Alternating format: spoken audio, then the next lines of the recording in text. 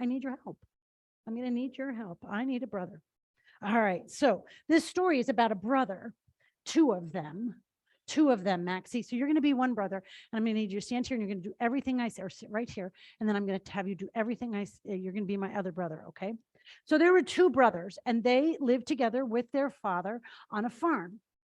And when it came time, the dad said, "You're going to have this house and this barn, and we're going to build another barn for you. And we're going to build a house and a barn."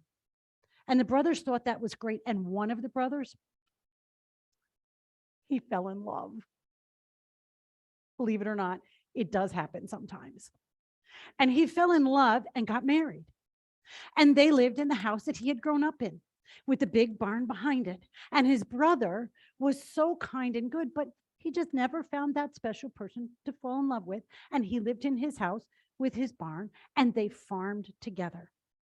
And at the end of the season, when it was time to cut all the corn and all the soybeans and all the hay, they would take it all and they would say, half in your barn and half in your barn. And they thought that was a good deal. But Maxie, I need you to stand right by Mr. Bertrand, in front of Mr. Bertrand. And you're going to have to do this. They stand right there and look at me. They'll look at me because you're going to have to do something. In the middle of the night, brother number one, that's you, went to his barn and got a bag of corn. Can you pretend to get a bag of corn? And he brought it, bring it over, snuck it at night, and he put it in my barn. And you know what happened the very next night? I got up and went in my barn and put the corn in his barn. Because you see, I thought, well, I have lots of children. They'll help me harvest corn. They'll take care of me when I'm older. And you know what my brother thought? I have too many mouths to feed. And so in the middle of the night, he got a bag of corn and he brought it over and he put it in my barn and went to sleep. Can you go to sleep, Max? And I got up in the middle of the night, not knowing that he had been there, and put the corn back in his barn. And one night, Maxie, get your bag of corn. Got to go slow this time because I need you to stop right in the middle of the part. Go slow, super slow. Bring it. I got up and he got up. And guess what? In the dark, we bumped into each other. Oh my. How is that? And you said, you have too many mouths to feed. And I said, you have no one to help you when you're older.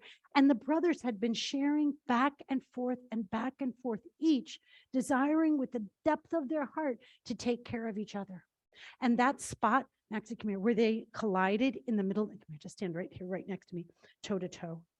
There we go. Where they collided, and God saw that one brother and the other brother were doing everything they could to take care of each other. Guess what God said? That spot, right where they met, is a holy spot. And some say that this story took place not here in Wisconsin, although I believe that that's probably where it took place. Some people say that it took place in the land that we call Israel. And that spot where the two brothers met, a holy and sacred spot where love and taking care of each other was the most important thing to both of them, that it's Jerusalem, the heart and space where many centuries ago people believed that God dwelled. But we have Easter that will come, and we'll celebrate it later in the year, and that tells us that God is everywhere. So wherever you are taking care of your brother or sister, I don't think, how many of you guys are going to have a bag of grain to give your sibling? A couple. Just so you're aware, and Jeremy, just watch out. They're going to be, you got a farmer right here. You can always talk to Mr. Bowman about farming. He knows all about it. So you, Cooper, you've got a farm. You've got a lot of property. You know, in your case, I think I know what's going to happen. In a few years, there's going to be a bag of apples that will go from the trees on your property to the trees on Ryder and Finn's property. And you know what? In the middle of the night, there's going to be jugs of cider and jugs of cider, and where they meet, that will be a holy place. You have apple trees and they have apple trees, and so it might be. But we each have something. We might not have apples, we might not have grain, but we each have something that we will share with our brothers and sisters, even if they're not in our family, the brothers and sisters of the human race. And so, as you go to hear stories about rainbows and stories about the wonder of God's creation, I want you to remember you have the ability to make this place, wherever this place is where you are, a holy and sacred place. So go now, my brothers and sisters, with joy.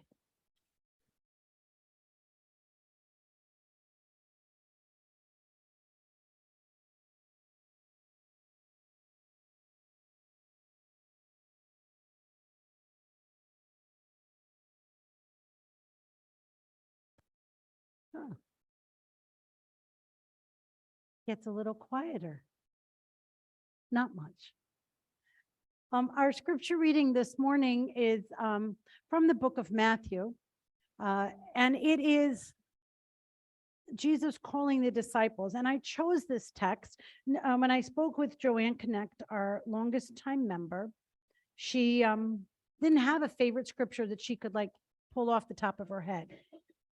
But I thought this one about being called by God and being faithful to God and living out faith would be an appropriate one that will lead into our conversation that I had with her. So here it is from Matthew 4, verses 18 to 25. As Jesus walked alongside the Galilee Sea, he saw two brothers, Simon, who was called Peter, and Andrew, throwing fish into the nets into the sea because they were fishermen. Come, follow me, he said, and I'll show you how to fish for people. Right away, really? Right away, they left their nets and followed him. Continuing on, he saw another set of brothers, James, the son of Zebedee, and his brother John. They were in a boat with Zebedee, their father, repairing their nets. Jesus called them, and immediately, they left the boat and their father and followed him. Jesus traveled throughout Galilee, teaching in their synagogues. He announced the good news of the kingdom and healed every disease and sickness among the people. News about him spread throughout Syria. People brought to him all those who had various kinds of diseases, those in pain, those possessed by demons, those with epilepsy, and those who were paralyzed, and he healed them. Large crowds followed him from Galilee, the Decapolis, Jerusalem, Judea, and from the areas beyond the Jordan River. This morning, I do not have a sermon. There is no paper up here, no story that I will tell. But I had the privilege yesterday of meeting with Joanne Connect and having a conversation with her. So I think the next picture, I never can see. Yeah, so here is the church in 1916. When I showed her this would have been the steeple that we could see in that little pinpoint of a picture. This is now the interior design store right along the bug line. Candy is restoring the space quite a bit. This is the space as it sits now. An addition was added in the front to make an entranceway in. You can see the circle window in the middle of the space. That is right here. That circle window has come with this congregation from that building. And you know, I always find it amazing when I look at this picture and know this window. When I come in the morning, and certain mornings and certain times of the year, I always think someone has left the lights on. Because even with the fire door closed in the middle of the building, I can look under and see the light. It is so brilliant. The kind of glass in that round yellow part is a very special glass that just reflects the light. It's amazing. And what's amazing to me is how beautiful it is. And it's on the east side, right? And we worship in the morning. So we see that light. In the old church building, it was on the west side. So they never, maybe the pastors got to see that light, But as a worshiping congregation, no one ever got to really observe how beautiful it is. And now the other thing that's amazing about this light is that it moved here, and after worship, you can come stand here and look out the transom window, and you'll see the window right back there. So if you're having a chance to do that, do that. Because the congregation, when they moved here, they thought, oh, we'll put a piece of glass on that window, that upper part above the door. It's the green one that's in the fellowship hall. And then someone stood here and went, no, we're not. Because the light just reflects and refracts in such beautiful ways. And in this new space, relative new space for a congregation of 142 years, we get to enjoy that light. But the building right directly to the right, do you see a couple windows and a little house? That is Joanne Connect's house. That is the house of someone who has lived in the village her whole life. So I didn't know the next pictures. I think we have some pictures of, these are all the ministers and a couple of interims that Joanne has worshiped under in this congregation alone. So she was baptized by Reverend Walschlager, and she was confirmed by Reverend Froney, and married by Reverend Froney. And she has served under and leadership roles in different ways, all these other pastors and myself included, but you can see me, you don't need my picture. And this is Joanne on the left, and her sister just at an event. And this was one of the pictures that made it in the paper. I'm not sure exactly what the event was, but a couple people might recognize that. She goes, oh my goodness, that was so long ago. Don't you have anything better? And I said, yes. So we'll see some better pictures. These are more recent pictures. This was a fundraiser at Sendex and just a meal here at church. She is one not to miss a meal because she loves the fellowship that goes with it. This is at the Brat Fry a number of years ago, and then singing one Christmas December, we gathered together as a group and we sang Silent Night as a congregation. That afternoon, I took that video to Mrs. Alta Fruit, who was in Shorehaven Nursing Home, who Joanne had known for many, many years.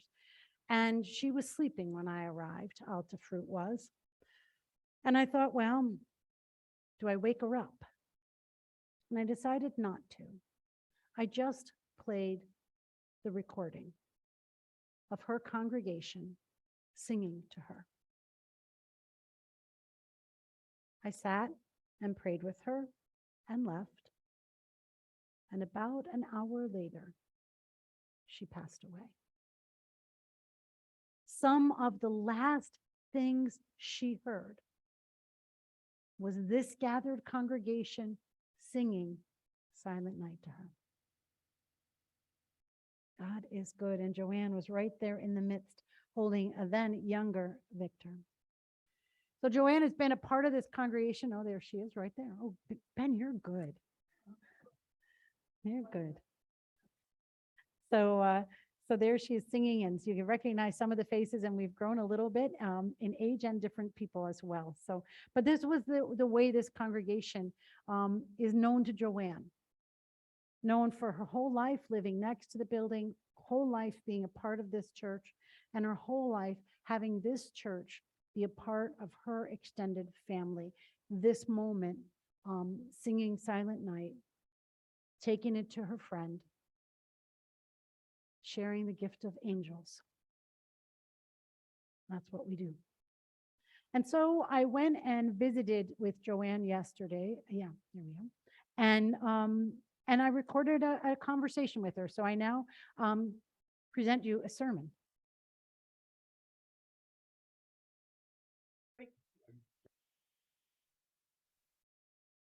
All right. Good morning, and for us, good afternoon. I'm with Joanne Connect, who is recuperating from pneumonia at her home. But we're together today because the village is celebrating 100 years, and the church over this course of the year is celebrating 142 years.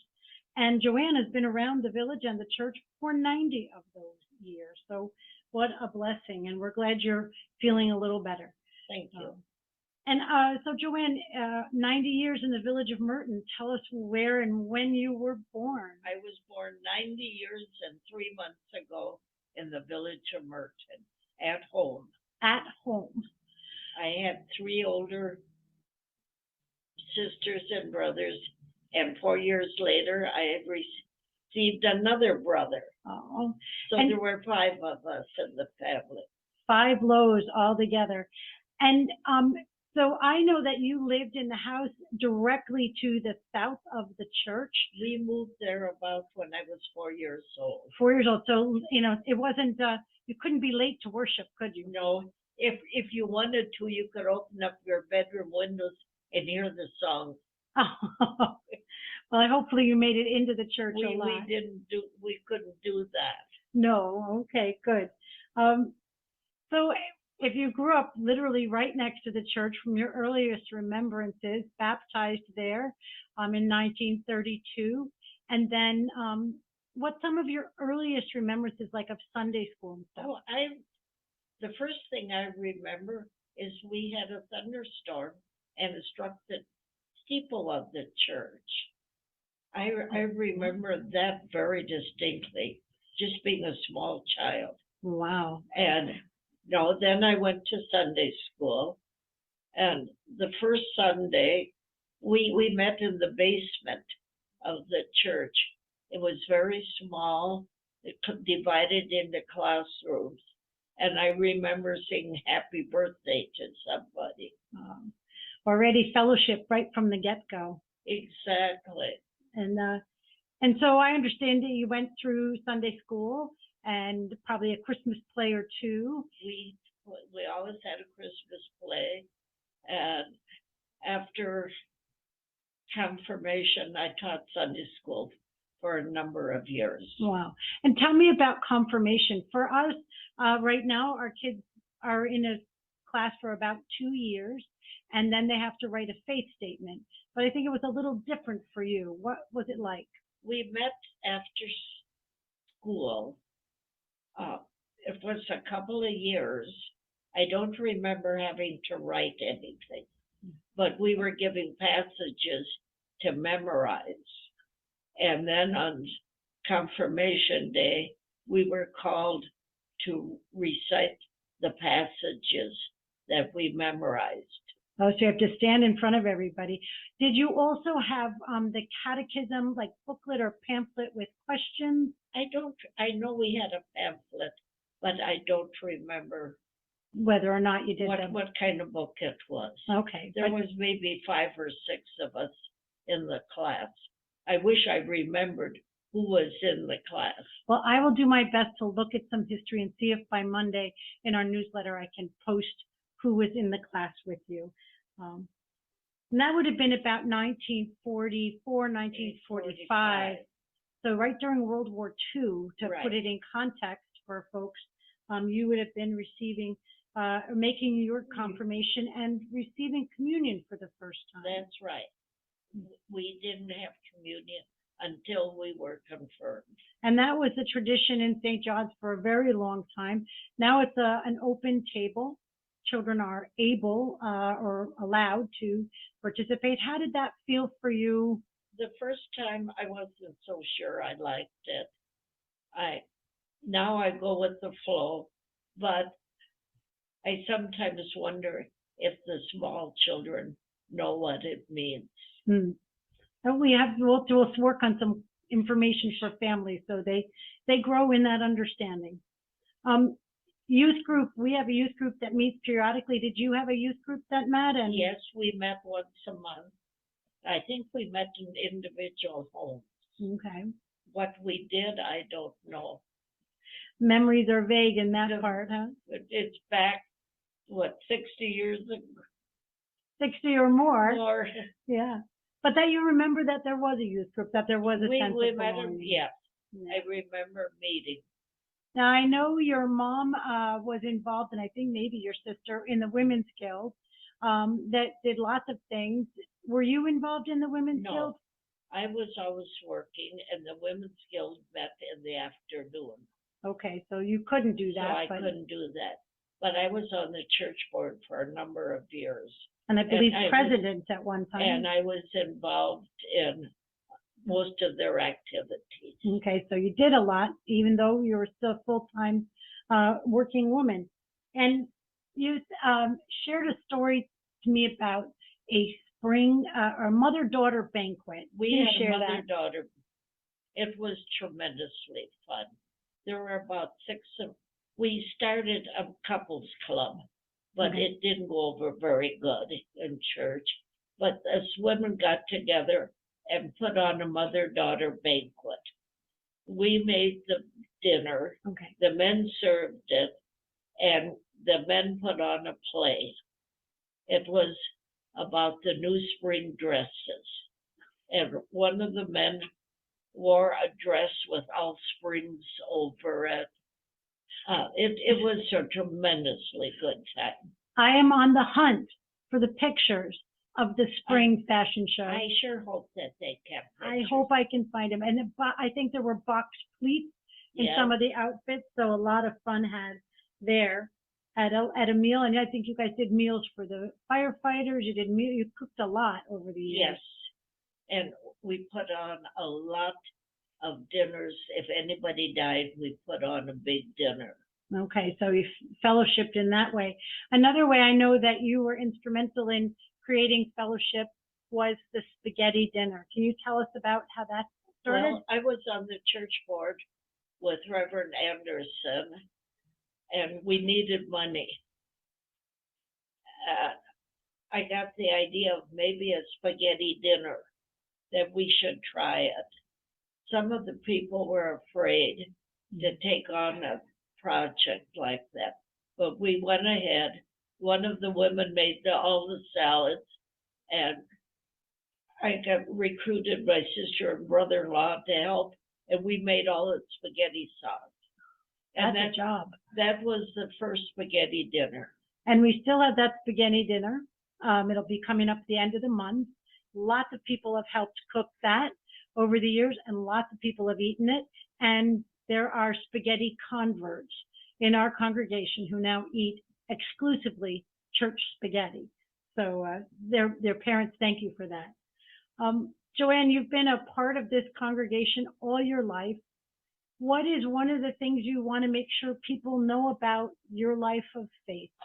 It was the camaraderie of the people.